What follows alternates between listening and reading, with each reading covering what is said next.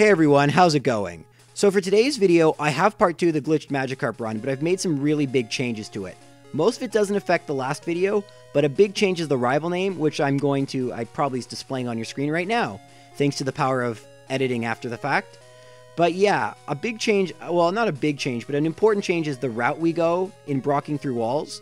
In case you don't know, brock through walls is a glitch if you talk to that guy from the right, and you have a Bulbasaur with Leech Seed, 16 Tackle in the second slot, and 36 Growl, you can walk through walls. I explained it in the last video. Buy your Abra and then teleport back to Pewter. That's why I have the Pidgey, so I could heal and not reset my PP. If your PP is anything else but what I mentioned, your game will freeze. Another thing I forgot to mention is you have to be holding B while you walk through walls, and sometimes you have to flash your Pokemon menu, or the game will just glitch out. I don't know why this is, but these are common solutions to some problems you might have. So once you buy the Magikarp, you're going to brock through walls one last time to Saffron. Now, one thing I didn't mention is you want to make sure you buy up to 5 items. You're going to get the 6th item in Saffron.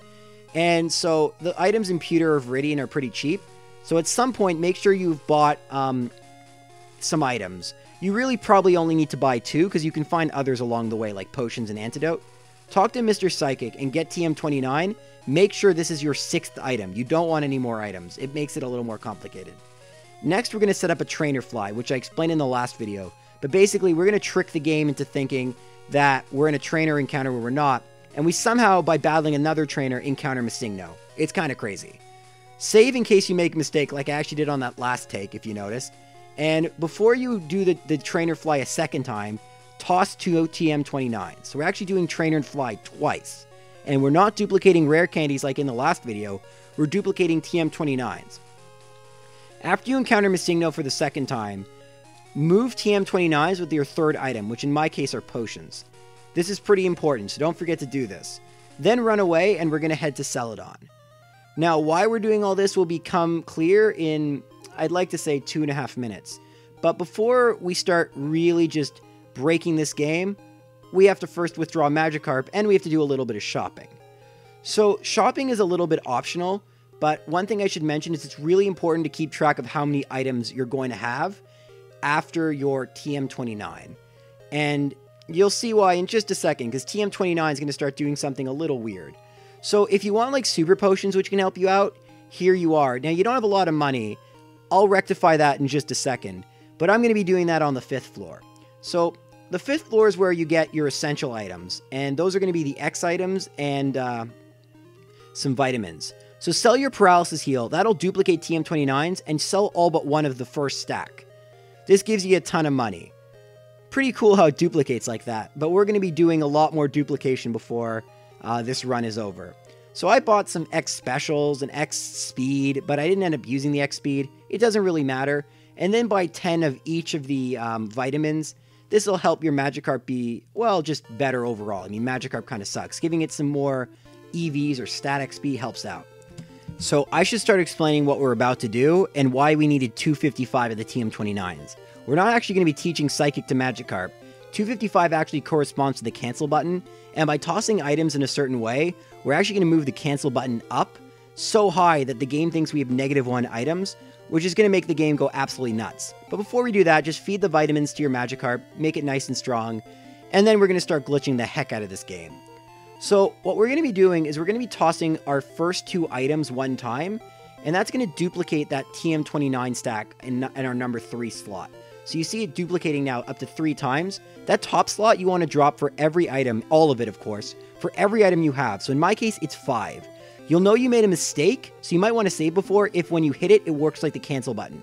Now on the 6th time, toss all but 2 and swap them with the new mutated stacks of TM29.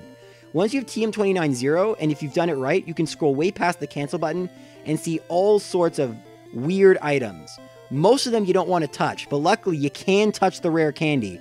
But I repeat, do not let them run out. You can reset them by going up and down the stairs, but if you let them run out, your game will crash. Actually, if you mess with most items in this, your game will crash, because they represent like map data and stuff, and the game will just not know what to do, and it'll just crash. I'm really lucky. It's really lucky on the 3rd floor of the Pokemon Mart in Celadon, so that's where you need to be on floor 3.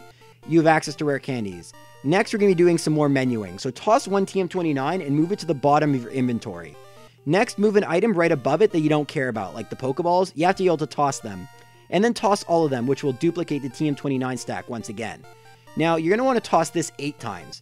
The reason we're doing this is because we're going to get TMs from the gym leaders, and if we get a TM, the game's going to say, oh, you have 0 items now. But we won't have access to our glitchy menu with 0 items, it only works with negative items.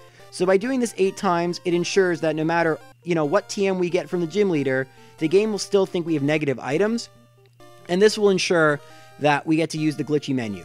Once you've done that 8 times, take the TM29 and look for Ultra Ball 0, count 4 down, it should be a J item or a Master Ball, and toss the TM29s in that new spot 77 times.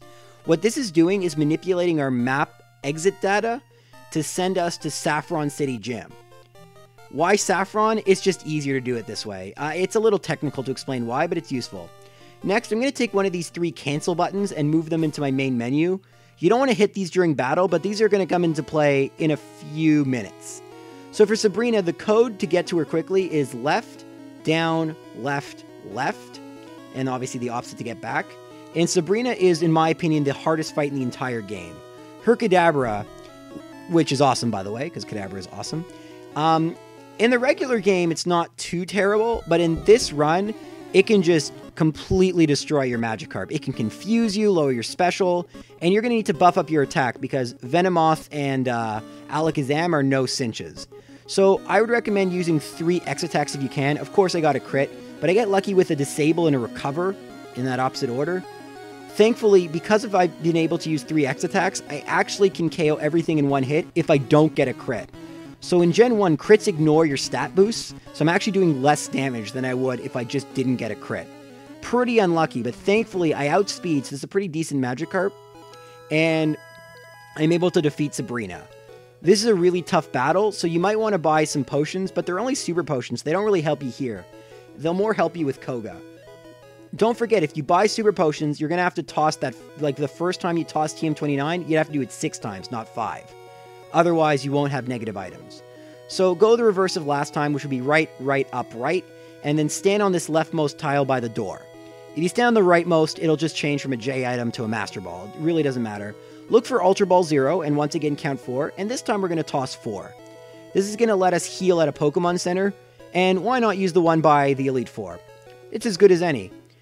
You can actually buy items here, but I don't recommend it because we don't have enough, you actually won't have access to them, so don't do that. Stand on the leftmost tile again, and this time we're going to toss, I believe it's 8 Master Balls.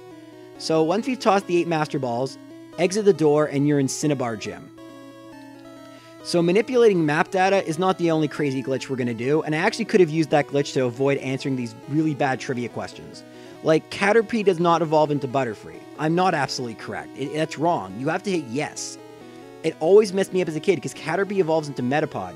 I guess eventually it evolves into Butterfree, but that's sort of phrased weirdly. There aren't 9 badges, so I hit no on that one. And the next one's another confusing one. It says Poliwag evolves 3 times, right? But Poliwag has 3 evolutions. It doesn't evolve 3 times as of Gen 1. Now it does. But it always messed me up. The next one's easy. Ground doesn't affect, electric doesn't affect ground. And the other one is just saying that Pokemon of the same kind aren't identical. Thank you, IVs for that, or DVs, same thing. And finally, TM28 is not Tombstoner. Don't know what that would do, but that's a really cool move. Get on that, Game Freak. Blaine can be a little bit of a pain as well. His first Growlithe can learn, I think it's Tail Whip or Leer. It can lower your defense and attack. So ideally, you'd like to use 4 X attack here. That will give you enough power, usually, to get around Arcanine and Rapidash in one hit. If they don't get, well, if they don't get really lucky, which they're going to in my case, of course. So Growlithe obviously will go down to 1 tackle, obviously. How many times you said that about Magikarp? Ponyta as well, although if you get a crit it won't happen, and Ponyta knows Tail Whip, so that was annoying. Thankfully I get another useless crit, once again doing less damage. I think I get like 3 crits. Yeah, I got another crit on Rapidash and a Growl. So I'm going to get really lucky, and you're going to see what Arcanine's AI tells it to do. So here's Arcanine. I'm going to use Tackle. What's it going to come back with? Roar. Which does nothing. I use Tackle again. It uses Roar. So yeah, the AI in this game is just fantastic. I really can't go back to playing Red and Blue, like, casually, just because of how bad the AI is. I mean, yeah, there's a lot of other things that aren't in the game that, you know, are in later generations, but the AI in Generation 2 is just so much better. It's not great, but it's way better than this. So we're going to be doing, in this video, two. We're going to be doing 2 more warps. So find your Ultra Ball 0, scroll down, it's now a J item again, and we're going to be tossing, what is it, 9? It is 9. Look at that, I still remember. And that's going to take us to Fuchsia. And in Fuchsia, there's that really annoying invisible wall puzzle, but don't worry, we don't have to do any of that. Remember that cancel button we moved into our menu? Well, actually, any cancel button that isn't the real cancel button has a really cool effect. If you use it facing the opposite way and press up, you can go through walls. And to cancel that state, just flash your Pokemon menu and look at that. Pretty cool, right? That, I think, is the coolest looking glitch in the entire game. I really don't understand completely how it works, and if any of you are speedrunners or understand this glitch they call jacking through walls, I'd love to learn more about it. Truth is, I just learned most of these glitches like 6 days ago. Koga. Man, Koga is tough. So you don't get to heal between Koga and Blaine. You will get to heal after Koga, but Koga has Smokescreen on Coughing, and Muck and Wheezing have great defense. So I get Coughing in 1 hit, and Muck comes out. Did I call it Coughing?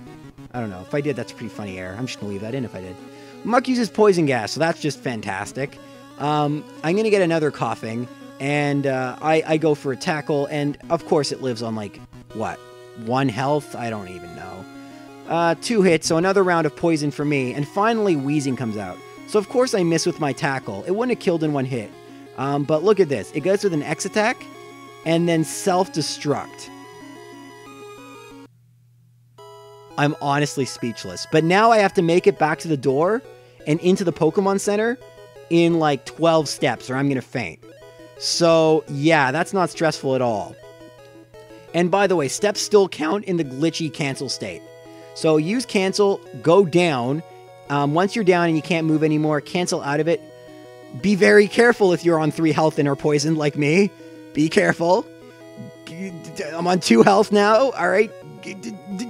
I have no potions. No, don't go up. What are you doing? Why are you looking at the menu, me? That's so dumb. Why are you playing this risky? I just wasted another health I didn't have. Okay, so go into your item menu now on 1 health. So I wasted that health by, like, you know, I don't know what I was thinking, but go, of course, down to the same Ultra Ball 0, and it's going to be a J item on this side, and you're going to want to toss all but 6, so box 1. So you're going to want to have 6 left, and that'll take you to Celadon. Now, head to the Pokemon Center. Yeah, that's editing. That didn't really happen. I fainted. And I didn't save, so I had to reset all the way from Celadon, which was intentional because I was worried what would happen if I messed up, and I didn't want to lose all my progress, so I only saved there because, especially right at the end, if I didn't toss enough of that the second time to make sure every time I got a TM that my item menu didn't go back to normal, oh, that would have been bad. But thankfully it didn't happen, spoiler alert, and I won't take nearly as long releasing part 3. I feel like 13 minutes is long enough for a video, and I'm talking in front of a black screen like always. So thank you for watching. If you'd like me to clarify any of the glitches, I'd be happy to do that. I hope I explained them. I tried as best I can in the time I had. But it is tough. They do come really quick, and I'm going at like triple speed, which probably wasn't best to explain glitches. We're going to be fighting the remaining gym leaders next time, and it should be out in a couple days. So thank you so much for watching. Have a good one.